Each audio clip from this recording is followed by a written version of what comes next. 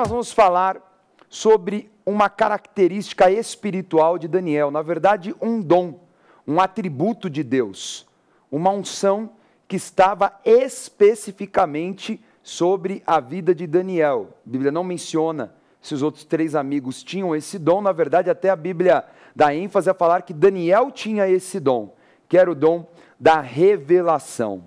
Então, para nós entendermos como se comporta o dom da revelação, vamos ver no Novo Testamento. Vamos nos adiantar um pouquinho. Vamos para a primeira carta aos Coríntios. Vamos ver o que o apóstolo Paulo fala sobre os dons espirituais, especificamente da revelação. Vamos lá, primeira carta aos Coríntios, capítulo 12, versículos 7 e 8. A manifestação do Espírito é concedida a cada um visando a um fim proveitoso, porque a um é dada mediante o Espírito a palavra da sabedoria e ao outro, segundo o mesmo Espírito, a palavra do conhecimento. Então nós vemos aí um dom, aqui a palavra de sabedoria, uma unção, um dom que já fazia parte também de Daniel, e a palavra de conhecimento, o que seria o mais próximo do dom da revelação, que é o dom que Daniel tinha. Daniel poderia ter tido muitos dons, né, Bispo G? Mas por que ele teve o dom da revelação? Porque era proveitoso para aquele momento. Então, é interessante como começa essa passagem, versículo 7, falando o quê? Que a manifestação do Espírito é concedida com um fim proveitoso. Então, poderia ter tido dom de cura, dom de milagres. Não podemos falar, por exemplo, o profeta Eliseu, que ressuscitou mortos, curou, fez grandes maravilhas e assim por diante. Mas nós vemos que para Daniel aquilo não era proveitoso. Então, o que era proveitoso era realmente a sabedoria, a revelação, o dom do conhecimento que vinha do Espírito Santo de Deus. Então, o dom de conhecimento é exatamente isso, as revelações divinas de fatos específicos em um momento. Pode ser revelação de coisas que já se passaram, coisas presentes e coisas que ainda irão acontecer, que seria um caráter profético, né? O termo, inclusive, que é falado de conhecimento é o termo gnosis, né? Que é bem diferente do sabedoria, que é sofia. Então, são termos diferentes, né? Sabedoria é conhecimento para você executar, para você definir, como Daniel tinha, para solucionar enigmas e assim por diante. O conhecimento é uma carga, né? A palavra gnosis, ela traz uma carga de coisas que você vai adquirindo. Agora, junto com a revelação, esse conhecimento nos traz o quê? Algo que é espiritual, tratando, como você falou, hoje, ontem, aquilo que vem ainda. De uma forma divina, né? Espiritual, não humana, não natural. Muito bem. Então vamos estudar hoje o capítulo 2 do livro de Daniel. Vamos começar a leitura para entender o contexto, o que estava acontecendo ali no reinado de Nabucodonosor com Daniel e seus amigos e todos os sábios, para ele ter que utilizar o dom da revelação. Vamos lá, livro de Daniel, capítulo 2, versículo 1 em diante. No segundo ano do reinado de Nabucodonosor, teve este um sonho. O seu espírito se perturbou e passou-lhe o sono. Então o rei mandou chamar os magos, os encantadores, os feiticeiros e os caldeus, para que declarassem ao rei quais foram os sonhos. Eles vieram e se apresentaram diante do rei. Disse-lhes o rei: tive um sonho e para sabê-lo está perturbado o meu espírito. Os caldeus disseram ao rei em aramaico: ó rei, vive eternamente. Dize o sonho a teus servos e daremos a interpretação. Respondeu o rei e disse aos caldeus: uma coisa é certa, se não me fizerdes saber o sonho e a sua interpretação, sereis despedaçados e as vossas casas serão feitas num turo. Mas se me declarardes o sonho e a sua interpretação, recebereis de mim dádivas, prêmios e grandes honras. Portanto, declarai-me o sonho e a sua interpretação. Responderam os caldeus na presença do rei e disseram: não há mortal sobre a terra que possa revelar o que o rei exige, pois jamais houve rei, por grande e poderoso que tivesse sido, que exigisse semelhante coisa de algum mago, encantador ou caldeu. A coisa que o rei exige é difícil, e ninguém há que possa revelar diante do rei, senão os deuses, e esses não moram com os homens. Então o rei se irou e enfureceu, e ordenou que matassem a todos os sábios da Babilônia. Bom, a reação de Nabucodonosor Ele quase não é de uma pessoa nada. normal, né, cara? Ele não queria nada, né? Queria não só a revelação bem, né? do sonho, né? Pois é. Imagina, não é só a questão de dar a revelação que já era um negócio difícil. Eu quero que vocês me contem o sonho. Mas como é que você vai contar um sonho que não fui eu que sonhei, você que sonhou? Então era um negócio maluco. Na verdade, Nabucodonosor tinha umas crises, né, de loucura. Fazia parte da história, da personalidade dele. Acho que é muito importante, antes de nós estudarmos profundamente o sonho, é entender quem era Nabucodonosor, né? Então, Nabucodonosor, vamos ver aí a imagem, ele era, na verdade, ele foi o maior rei babilônico, né? Ainda que o pai dele, Nabopolassar, foi um grande rei, um grande conquistador, Nabucodonosor é que levou o domínio da Babilônia ao máximo, né, da expansão, que conquistou todo o Oriente Médio conhecido, e aí está uma figura da época dele, o costume de usar estas barbas compridas, costume que também se via nos assírios, não só nos babilônicos. Até porque eles também conquistaram a região da Assíria. Agora nós vemos aí uma imagem ilustrativa de como se vestiam, né? Exatamente a coroa, como era, a barba, então você vê a barba comprida, eles tinham a pele clara e um rosto bem oriental. Então essa característica aí é a imagem de Nabucodonosor. Nabucodonosor foi o maior imperador. A Bíblia ainda trata como o rei dos reis. Tamanha foi a força, reinou por mais de 4 décadas. Então ele era um homem muito forte, um homem forte de guerra também, né? Um homem muito estratégico nas batalhas. E ele se casou com uma princesa do Império da Média, porque houve uma parceria construída pelo seu pai Nabopolassar com o Império Medo. Na verdade, os Medas, ou Medos, né, eles eram também fortes em guerra e eles também estavam em ascensão naquele período. Então imagine que aquele momento que Nabucodonosor estava dominando o Oriente Médio, era já uma zona de grande conflito, porque outros povos estavam surgindo, como a Pérsia, como a Média, mais para frente a Grécia vai surgir, mais para frente ainda a Roma, então tudo acontecendo ao mesmo tempo. O Egito também teve uma fase muito forte com o faraó Neco. Então ali era um momento de muitos conflitos no Oriente Médio. Então vamos ver aí no mapa a região do domínio de Nabucodonosor para você ver a força que ele tinha, porque era muito maior do que o Império Assírio.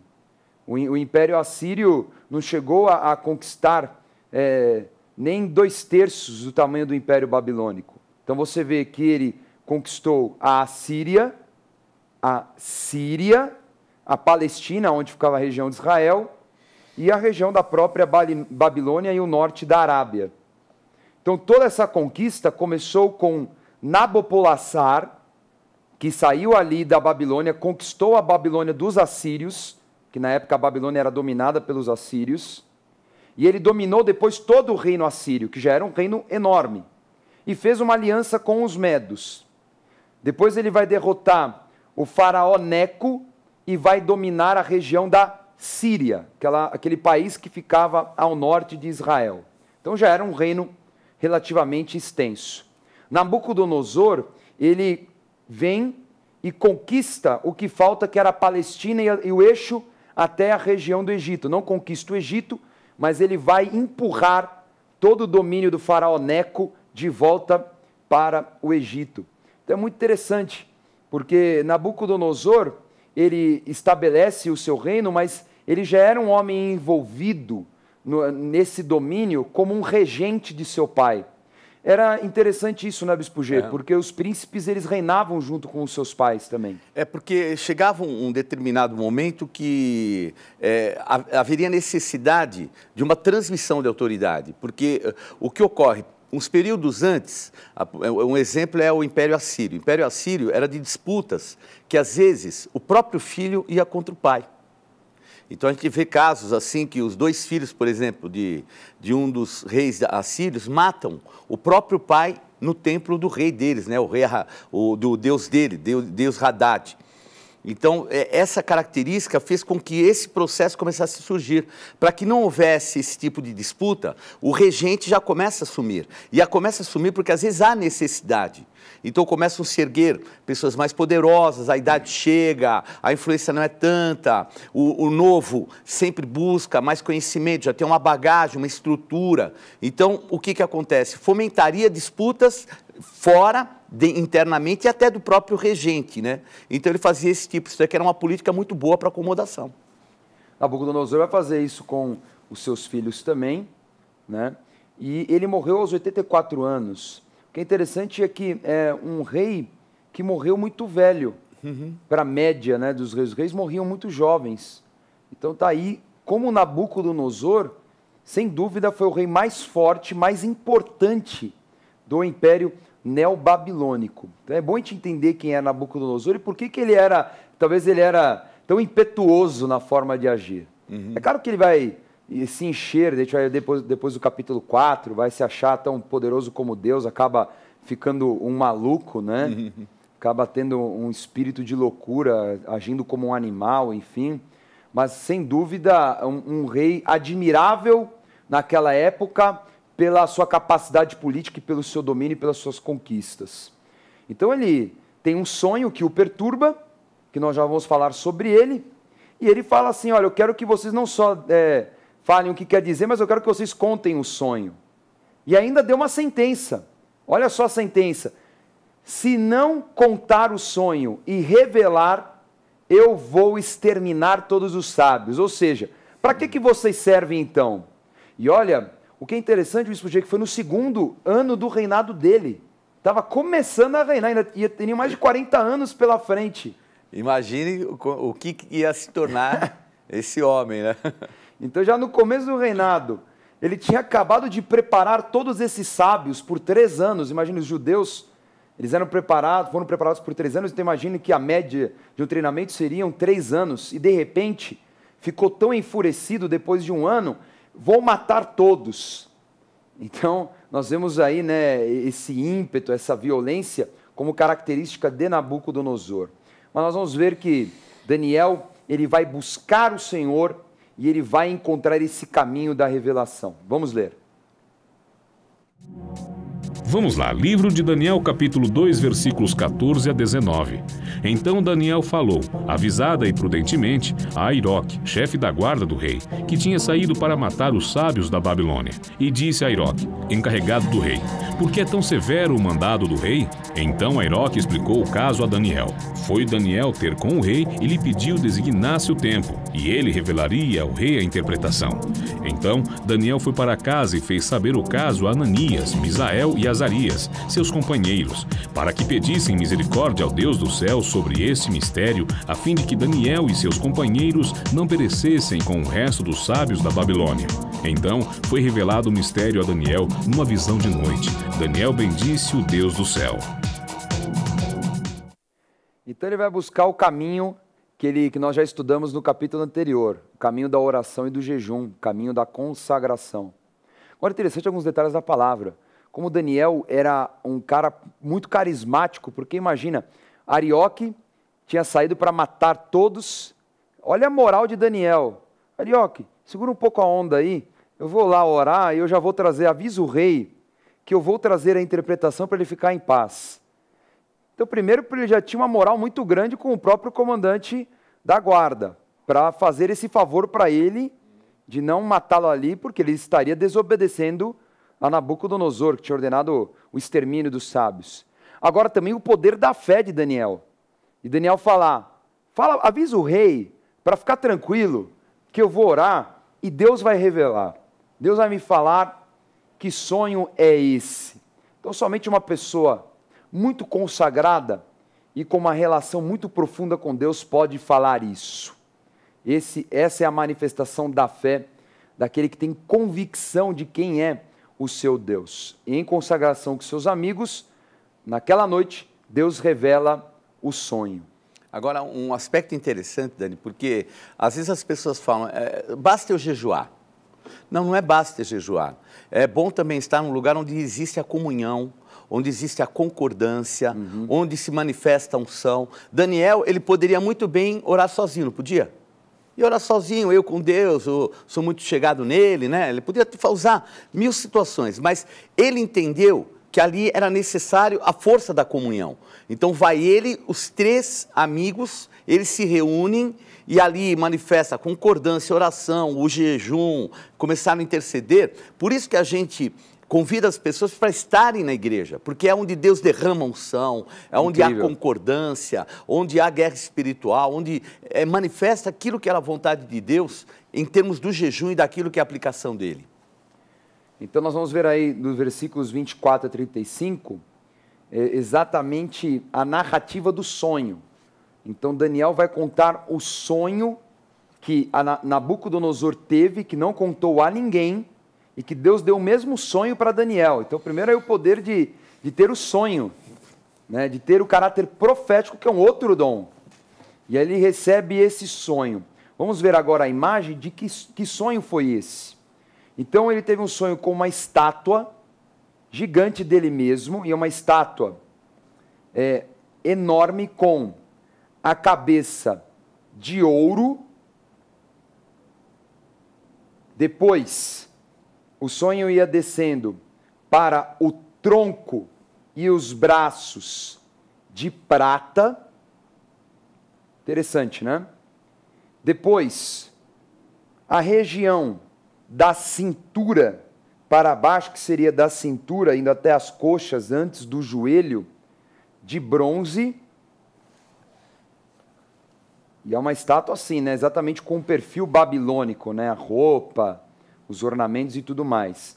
As pernas de ferro e depois os pés, que seriam uma mistura de ferro com lodo, com barro, né? Ferro com barro, e não se misturavam.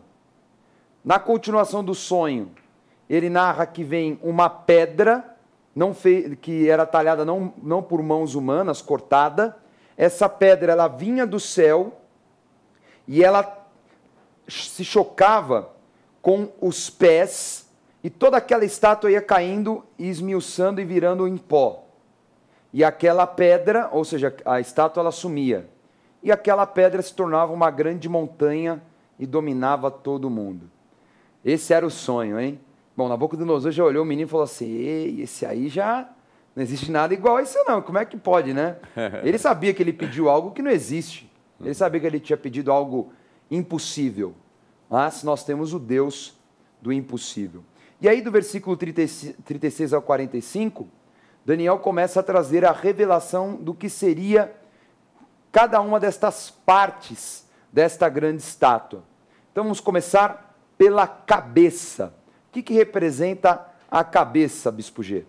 A cabeça seria o Império Babilônico, aliás, o Império Neobabilônico, né, que é acumulado de riquezas e que tinha a condição maior. Pode reparar que há uma degeneração na estrutura, ela vai começar a degenerar. Por quê? Porque o centro de tudo antes era o Império Neobabilônico, e por isso esse valor de ouro. Então, a estrutura maior era ele, Nabucodonosor. Incrível, né? Que a entidade, vamos dizer, o principado, denotava todo o poderio para ele.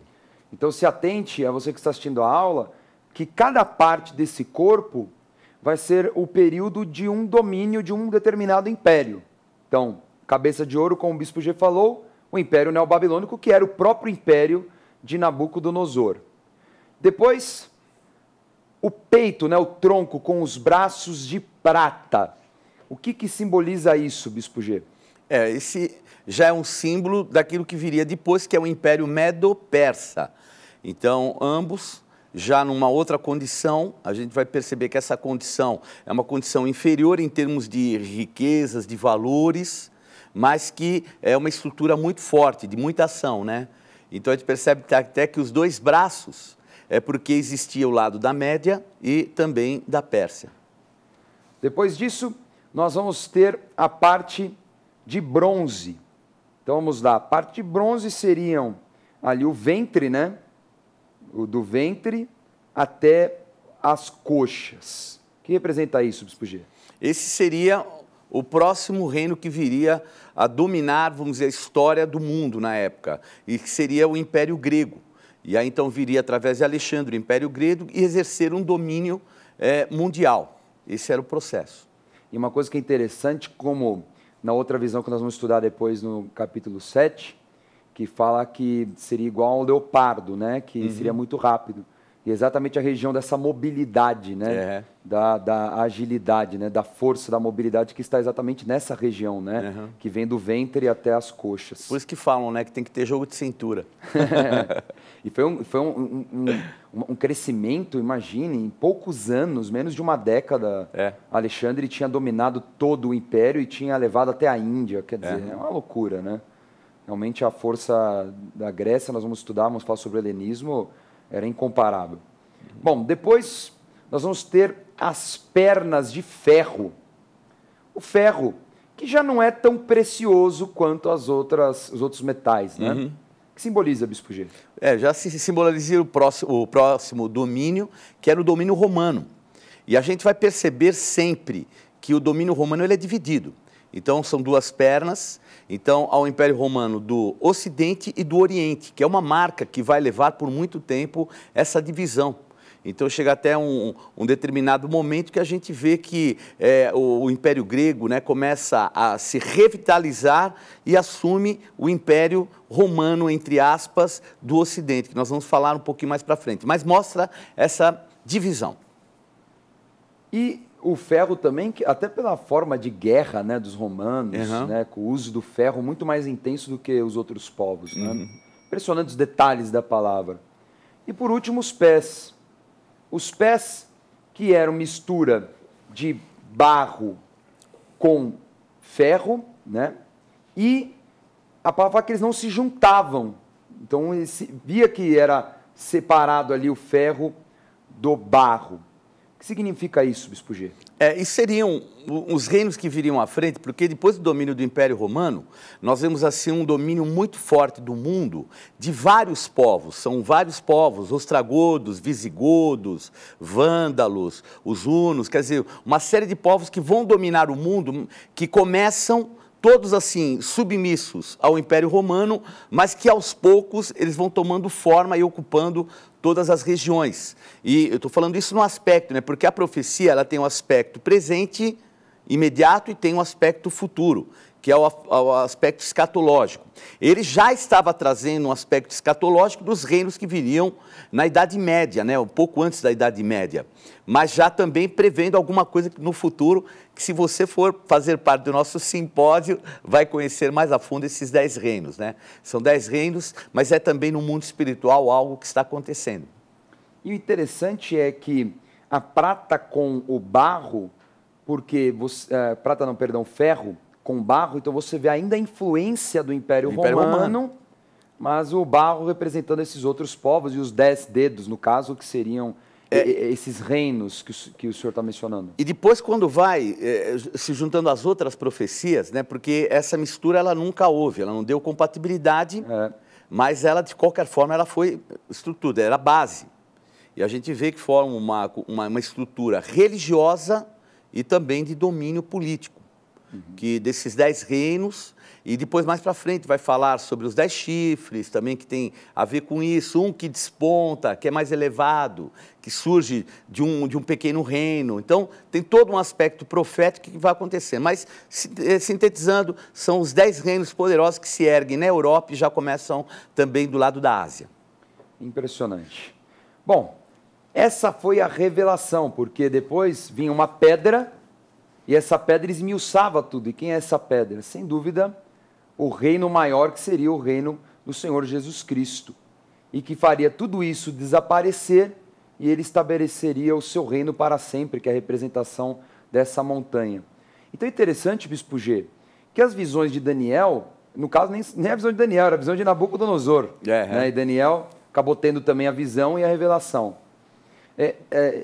No livro nós vamos ver várias vezes essa proximidade com as revelações de João no Apocalipse, apontando para aquilo que seria o juízo final, o fim dos tempos e assim por diante. Então, Daniel acaba se tornando também um profeta apocalíptico? Sem dúvida. Ele, até pelo fato de que esse sonho, quem colocou esse sonho em Nabucodonosor foi o Senhor, foi Deus, que colocou nele, e obviamente essa revelação só poderia vir por Daniel, e Daniel a trouxe. Mas já era a revelação para o final dos tempos, né? E numa conotação não só de reinos humanos, mas de reinos espirituais. Porque se nós percebemos esses 10 reinos que eram visigodos, ostragodos, hoje ainda eles compõem determinados reinos, que existem e que têm um domínio espiritual por cima. E é esse aspecto escatológico de Daniel que é de muita importância. Então existe o fato escatológico que acontece no mundo natural e ele se processa, mas existe o fato escatológico que acontece no mundo espiritual que ainda está em processo. E essa, vamos dizer, montanha que vai ocupar, ela tem que derrotar esses reinos espiritualmente. É o nosso tempo. É verdade. Hoje nós convivemos não só com um determinado principado, como tinha nesses 4 impérios que dominavam e regiam todo o mundo, mas nós vemos aí, no caso, 10, por exemplo, 10 principados que têm um domínio mundial, não é? E que têm conflitos entre si, porque não se misturam.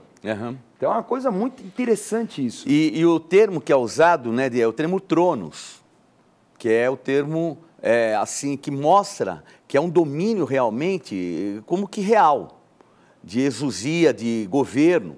Então ele tem características culturais e tem características espirituais mescladas, né? Essa divisão que existe, que até hoje existe, a gente percebe isso notadamente em todo o mundo.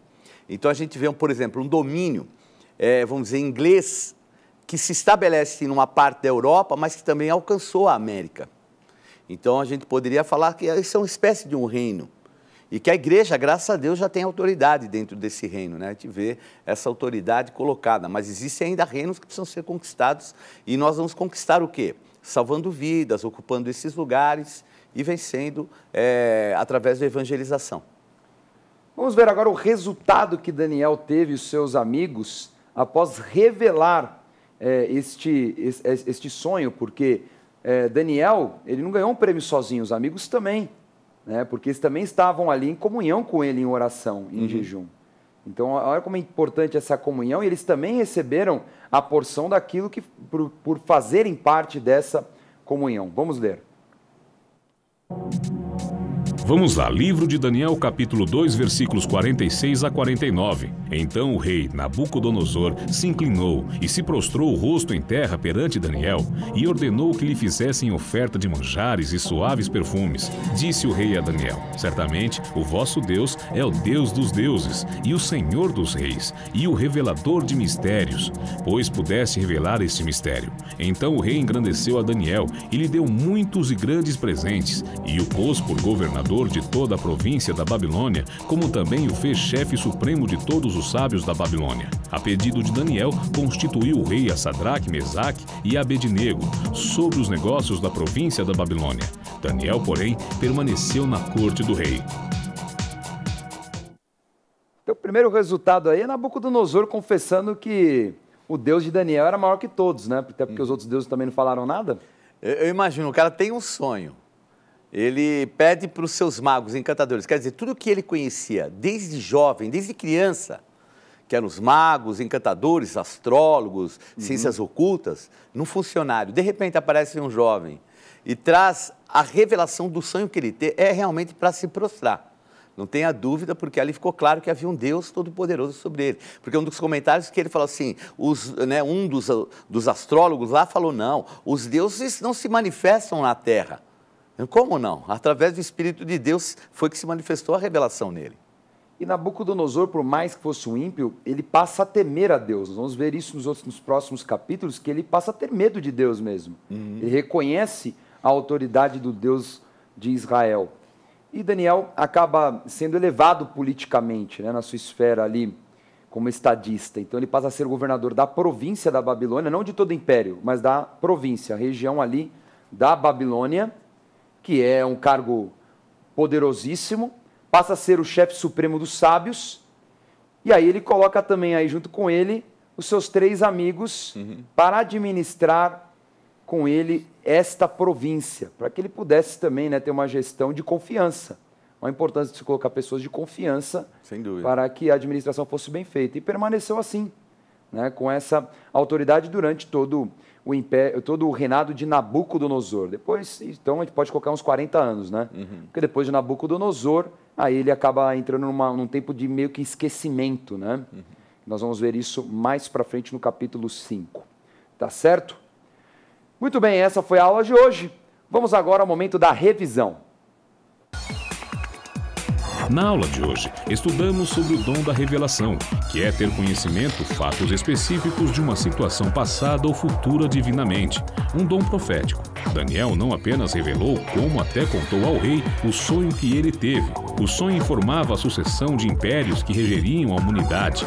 Babilônia, Pérsia, Grécia, Roma, domínio parcial de Roma misturado com outros reinos que farão alianças, e um único reino de Cristo, que esmagaria e daria fim a todos os domínios espirituais anteriores. Com o sucesso, Nabucodonosor reconheceu o poder de Deus e colocou Daniel como governador da província da Babilônia e chefe dos sábios. Tome nota da agenda do programa Escola de Profetas. Não perca a oportunidade de se aperfeiçoar mais no conhecimento da Palavra de Deus e desenvolver seu ministério. Participe dos cursos do Centro de Estudos Apostólico. Para mais informações, acesse ceaapostólico.com.br ou entre em contato pelo telefone 11 3203 0641.